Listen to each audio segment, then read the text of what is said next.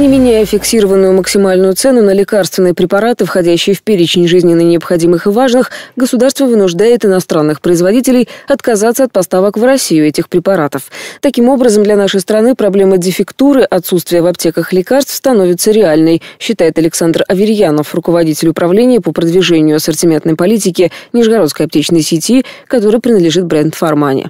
Это тот случай, когда больной не может найти лекарство, которое ему выписали. Эта проблема, она гораздо более страшная, на мой взгляд, потому что препарат ЖНЛС, по нему идет превышение, например, и по закону ни поставщик, ни аптечная сеть не могут продавать с этим превышением. А производитель уже не готов отпускать по низкой цене. И, соответственно, закупать этот препарат не имеет смысла, и он становится отказанным, то есть он начинает отсутствовать на рынке. По словам Аверьянова, нормой считается, когда на рынке отсутствует 5% лекарственных препаратов. Сейчас этот показатель несколько выше.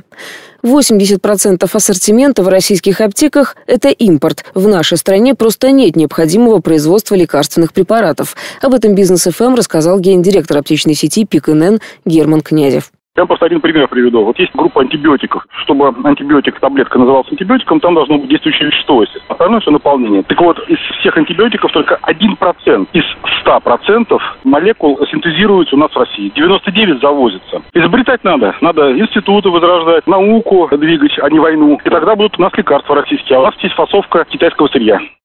Между тем, в правительство России внесен проект постановления, согласно которому приоритет при госзакупках лекарств получат отечественные производители. Согласно документу, иностранные производители лекарств не будут допущены к госзакупкам, если на торги заявились 2 или более поставщика из России, Беларуси, Казахстана и Армении. Принятие документа позволит к 2018 году довести объем российских лекарств в перечне стратегически значимых препаратов и жизненно необходимых и важнейших до 90%, отмечают авторы документа.